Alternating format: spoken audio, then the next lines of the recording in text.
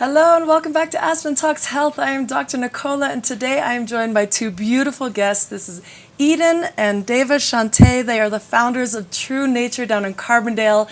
It is a magnificent space that is just so spiritual and instantly brings you into this place of just bliss and peace. It's a magical space, and the reason why I've invited them onto the show today because they have truly followed their heart and created something in service to the community, and I can only imagine how fulfilling it has been for you guys. So welcome on the show. Thank you. Thanks. Awesome. So let's just start with what started this inspiration for you guys. Well, we were really just listening and following our passion, and we both were into studying different types of spirituality and yoga philosophy, and as we came together, the vision came together. Nice. Mm-hmm. Nice. And how long have you been in the Valley? I've been here since 2002. Oh, wow. Yeah. And you? Gosh, 2009. Dates are not my thing. Nice. Yes. Yeah. And when did this come together? When did True Nature form? Well, I started True Nature in 2007 in downtown Carbondale on Main Street, and it was a single 500 square foot space for yoga, meditation, and such workshops. And Deva was needing a change. She was living in Chicago, and she was headed for the western coast. And three people, 24 hours before she left, said, "You have to stop in Carbondale, Colorado before you, or on your way." Mm-hmm. And so she did, and she literally pulled up right in front of True Nature, and that's where we met. That's incredible. Mm-hmm. Yeah. How beautiful. I always say, if you get a message 3 times, you need to follow. Exactly. Listen. Yes, very important. Yeah. Nice. So tell us a little bit about the space. What else have you created since it's been 500 square feet? It's expanded a little bit. Well, Dave and I formed a partnership, and we moved over to the 3rd Street Center in Carbondale for a couple of years, and then we decided that we wanted a place of our own. And so we searched for about 6 months looking for property, and we found the present place. It's interesting because we actually turned our realtor down on several occasions and never went into the space. Mm-hmm. But when we finally went into the space, we were both instantly, this is a yes. Wow. And what's interesting is that the building itself is almost the whole first piece of property. And when we purchased that building, the whole property that now is the Peace Garden became available. So with regards to the listening, Deva and I have not had a plan. It's an evolving project that we listen to and nurture, and it's been growing for many years now. Beautiful. Yeah. It must be so inspiring to bring that whole community together. I wish you could transplant us up to Aspen. But you teach some classes on Dharma. Can you share with us what that means? Well, Eaden more teaches because he teaches Vedanta, so yeah. Okay, either one. Well, Dharma is essentially the structure and the laws of the universe. And so there's a collective Dharma, and then there's a personal Dharma. And where those two meet is a third Dharma. It's called situational Dharma, where you bring yourself to the greater laws and, make choice and action. So I really am every day practicing thought, word, and deed, being in alignment. I fall off the horse on a regular basis, and I'm dedicated to picking myself back up and continuing to apply what I know to my life. Explain more the details. How do you do that? Well, what I'm finding is that there's so much that happens subconsciously while I'm living moment to moment, day to day. And so a big part of coming into alignment with my personal and the collective Dharma is bringing consciousness moment to moment to what's arising, because awareness is the first step. We can't make a choice, A or B, if we're always in reactivity Right. or just a patterned response based upon past action. So it really requires becoming conscious moment to moment of our thoughts, of our emotions, and understanding the situation to the best of our ability and then taking action. And we know what's right and what's wrong. Yeah. And that's the big process. Deva's got an amazing saying that she's shared with me over the years, in that she won't do anything unless she could share that with her grandma. Aww. That's so sweet. That was kind of my guidepost throughout adolescence and everything. If I couldn't tell my grandma, I didn't do it. I love that. Yeah. So I think a lot of people that are seeking some enlightenment and being more conscious, we have that desire, but then it's not always, our subconscious takes over often. Mm-hmm. So how do you bring yourself back to being really conscious? Is there any tips? You've got to have tools. Yeah. So what are those? A meditation practice, a journaling practice. You've got to have these moments throughout the day that you're looking within, because if you're always externally focused, then you're going to miss all the guideposts along the way.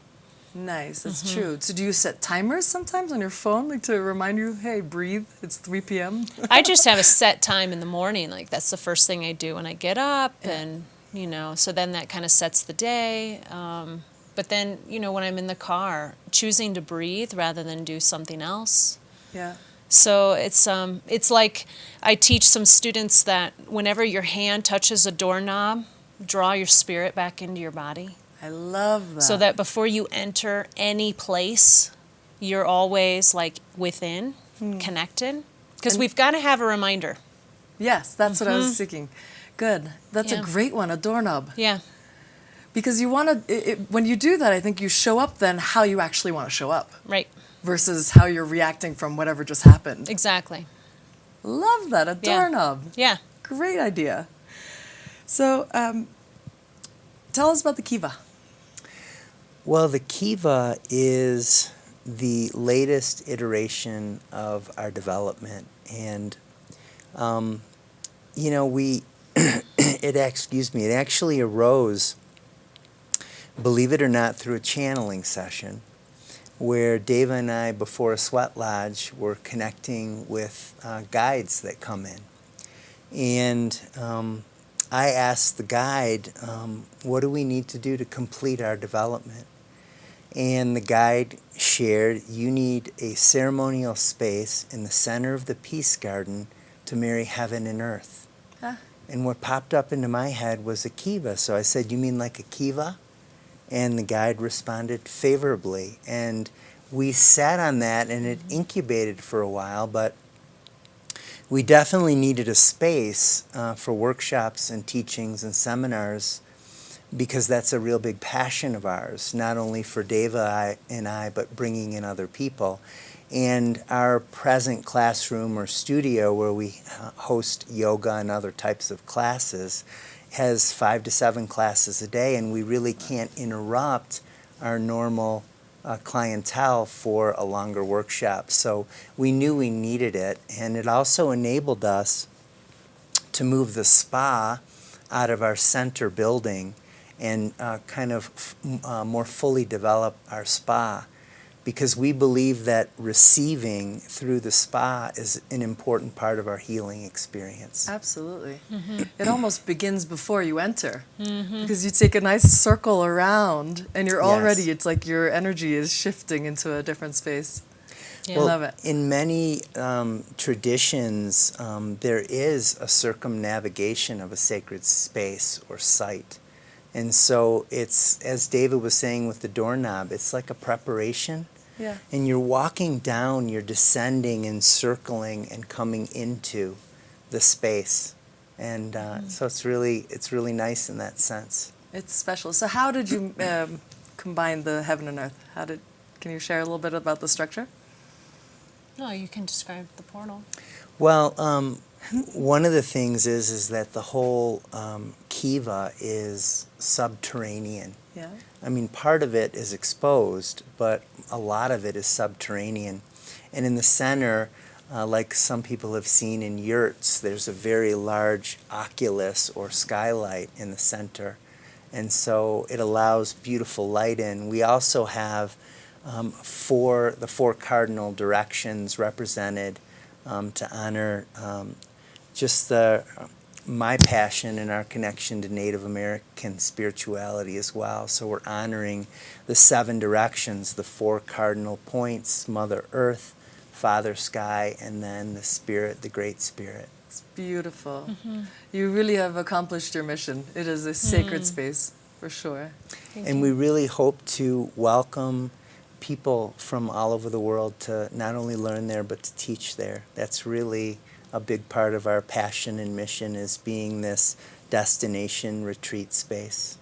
I love it. And it opens up the portal for education, which True. is something that we really, every aspect of what we've created has to have an educational element, down to the food, why Yes. we've chosen the food, why the the boutique has certain things in it. Yes. There's so much intention behind everything. Yeah, you can see that and you can feel it.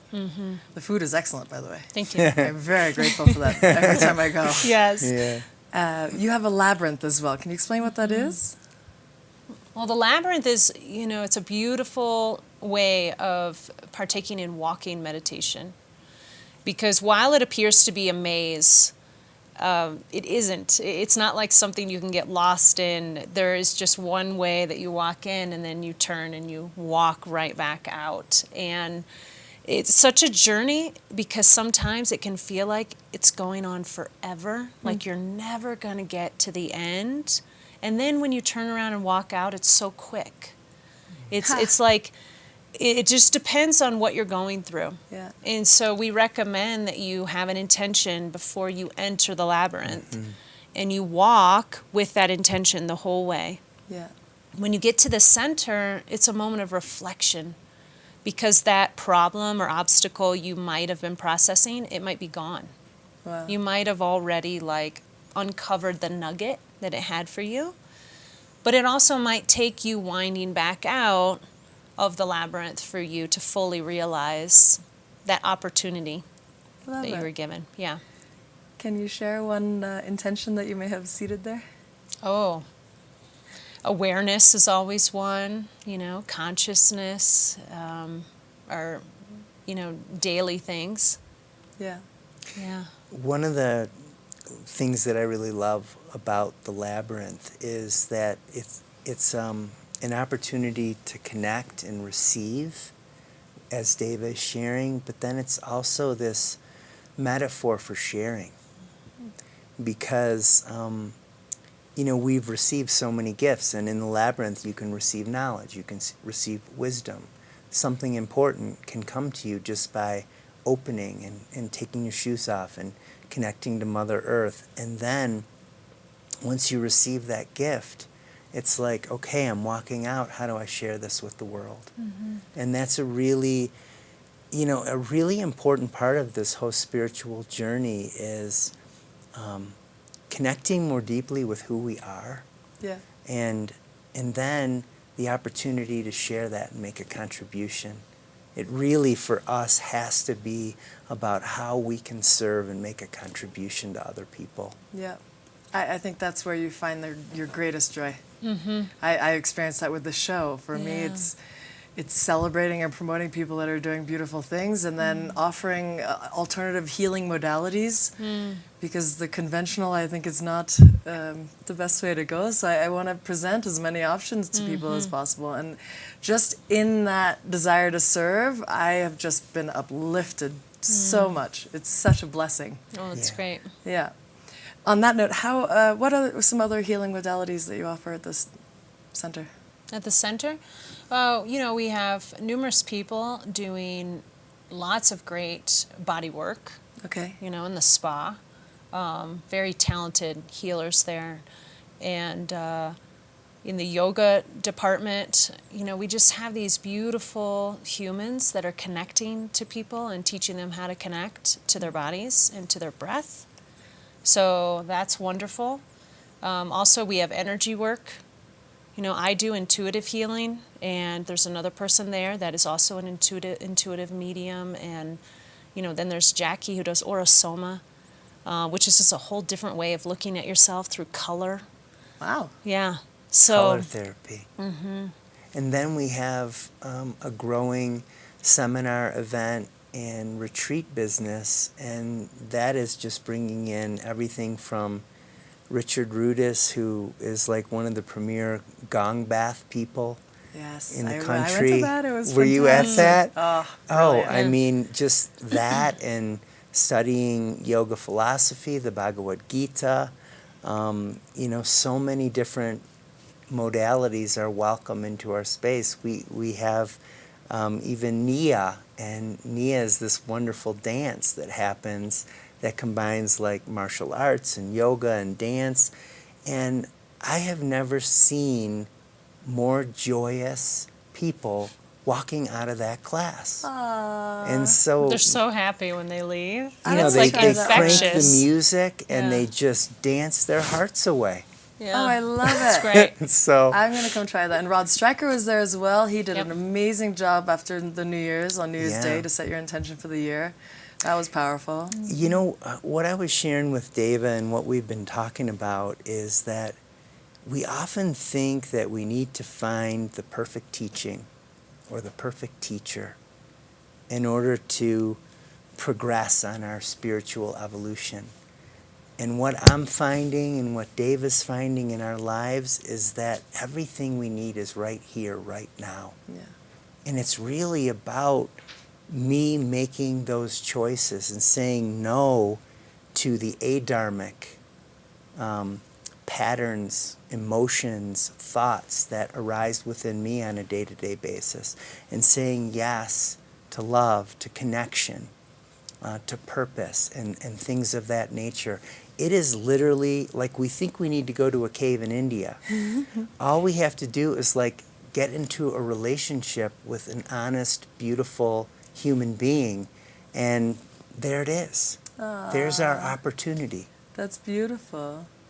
And to even sit still and connect within. We have internal guides that can direct you, just if you get quiet a little bit. I did a meditation practice yesterday, and the teacher was teaching that each time a thought comes into your head, just label it as thought and go back to focusing on whatever you're focusing on. And it was fascinating. It's like it was an instant block. It really worked well. Yeah. Yeah, I was surprised. You mentioned intuitive coaching. Yeah, guidance. Guidance. Who can that serve? Oh, anyone who's ready. You got to be ready, because when you do an intuitive session, you're being seen.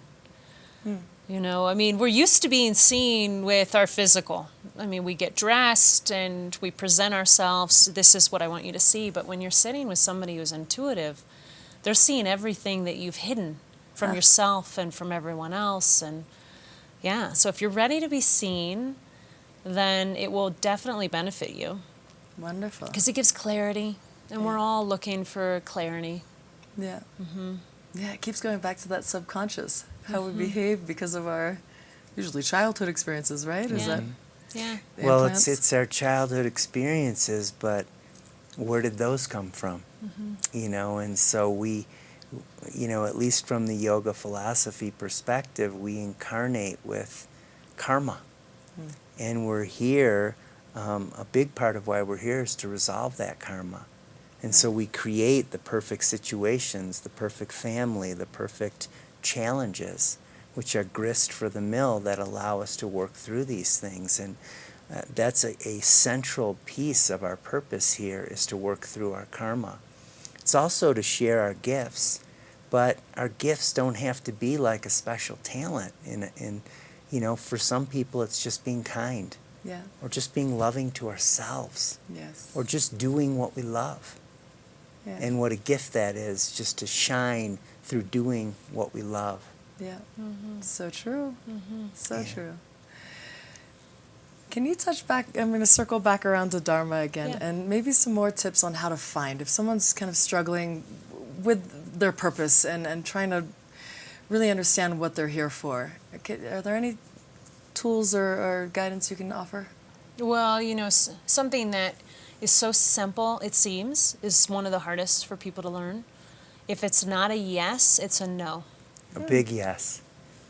If it's not a yes, it's a no. Big yes. You know, and then, you know, how I really educate people on it is that I don't know is what gets people. I don't know. Well, you just said it, no. No is in I don't know. And if you listen to that, I don't know is no, and you're only here for the yeses, you can simplify your life pretty darn quick. That makes sense. And, you know, it's not easy to simplify down to the yes. Yeah. Because then you'll find the attachments that are preventing the yeses. The And limiting then beliefs. that, yeah, that's the work right there. Because you're like, well, this isn't a no, but I don't really want to go through what I'd have to go through to get rid of it, or to let it go, or to not be a friend with that person anymore, or to not do that job. And then you start to see all these attachments, beliefs, Right. and then you see your work. Ha. I've always had a theory with my girlfriends that called and need advice, and if they're struggling, and my theory is if there isn't an immediate, like if the answer isn't clear, it's not time to make that choice. Exactly. So it's kind of the same Yeah. concept. It's obviously not a yes. Yeah. Is you don't have to search for yeses. They're easy. Yeah. This was obvious. Yeah. I was Yeah. doing this. Exactly. But we also have to have the courage, because those yeses can be scary. Right. Like the yeses can be really clear, but then the courage to step into it and shine in that yes, that's hard for a lot of people. I know someone who is totally living their Dharma, but sometimes she doesn't have trust in that. And it can take some time for us to trust in that, the rightness of it, because there's so many emotions and thoughts that come up that relate to our past karma that can inhibit us from stepping into our yes. So then how do you know? How do you know if it's your intuition or if it's your fear talking? Yeah, try. I mean, from what I've learned through all of the intuitive sessions I've done, there is no mistake you can make. There's just redirection. Okay. You know, Yeah. you might go down one road and then you're like, oh, this isn't working out, and then you make a new decision. Right. But you don't stay focused on like regret or anything, because that doesn't get you anywhere. Doesn't serve. Yeah. No. And that's the essence of karma yoga. So a lot of people think karma yoga is seva or service, but karma yoga is a whole attitudinal yoga that people can practice that comes from the Bhagavad Gita. And what it says is that in every moment we make the very best choice that we can, and we offer it in service to creation. And we realize that we don't control the results. And so we gladly welcome the good results, which let us know that we're in alignment. And we gladly welcome the bad results, because they let us know that we're off our true north. Right. And then that just gives us an opportunity to recalibrate our actions. Yeah. And so what happens too is that the more you practice it, the more you create a sattvic, pure or clear mind that then enables you to take more clear actions. And so it becomes a positive feedback loop. I love it. Listening to your intuition and then taking action, I think, is the key, not being paralyzed by the fear. And then following the guides, the signposts Yep. that Yeah. kind of keep steering you. Oh yeah, I mean, life will let you know if you're on course or off. Right. It just will, because you'll Yeah. feel the turbulence within you emotionally and mentally, Yeah. or your health. Yes. I mean, that's a big all one. of the different aspects of our being will communicate to us whether we're on or off. That's a big one. I Yeah. know that for sure. I think when you have a health challenge, that's just your body talking to you saying that you're not doing something right. Oh yeah, you Yeah. missed all the other signs. You're right. You're at the end of the rope, so to Right? speak. Yeah, absolutely. It's true. All right, it's homework time. Do you want to guide us through an opportunity? So I like to suggest my audience put their hand on their heart, take a few deep breaths, and then ponder a question that they can then journal about. So what would be your suggested question for the day? I would say take some time to write about what you truly love, what you feel passionate about, and what, when you think about it and envision it, leads to very positive, empowering emotions that will arise, that will give you kind of a, hey, yeah, this is something that you should check out. But really with Dharma, it's taking some time to consider, you know, what we love and what we do that comes natural to us. Nice. Yes. What brings joy? I think that is key as well. Yeah. What really lights you up? Yeah. Yeah, it's an emotional stir. Like if if you're writing and all of a sudden something like brings a tear, hone in on it. Yeah, and like Deva said, there's no loss, there's no mistake. It's just learning. Yeah, exactly. It's true. How can the community help you guys? Oh, participate, share, you know, sit in community, have a cup of tea, enjoy. I mean, that's what the space is for. Yeah, So that's what feeds the space. right. Yeah. The people that flow through. Yeah, participation. I think that's great. The willingness to step in and try things that maybe you haven't tried. And we Yes. have people all the time coming to True Nature, and at first it's just to come to the Peace Garden and go to the Labyrinth or the reflexology path. Or maybe it's just a cup of tea with a friend or a business meeting. And then all of a sudden they see people going to a class, or they see someone teaching about a product or something, and it just kind of perks their interest, and they nudge a little bit further in. I would be eating lunch there every day if I lived closer. Every day. It's delicious. Thank you. No, thank you for providing such an incredible space. You guys really, you're an honor to have on the show and really a blessing in this community. Thank you guys very much. Thank you. Thank you very much. Anything else you want to end with? Any other final thoughts for my friends out there? Well, I just will just share finally Please. that you know, our vision at True Nature is really a living example of two people coming together and living their passion. Yes. And that's really the potential that can happen when people dive into their passion and share it with the world. And so it's not ours. We're just midwives in a way of bringing that space through, and we're the caretakers of it. I love it. That's exactly why I wanted you on the show. No, it's true. Yeah, great. Because you guys are providing such a service, and it's coming straight from your heart. That's obvious. With literally, like every little piece that you have in that store is clearly from the heart. It's very special, and I know the community really appreciates it. So. Yeah. Thank you guys for being Thank on you. the show. Such Thank a you. pleasure. We appreciate. Thanks.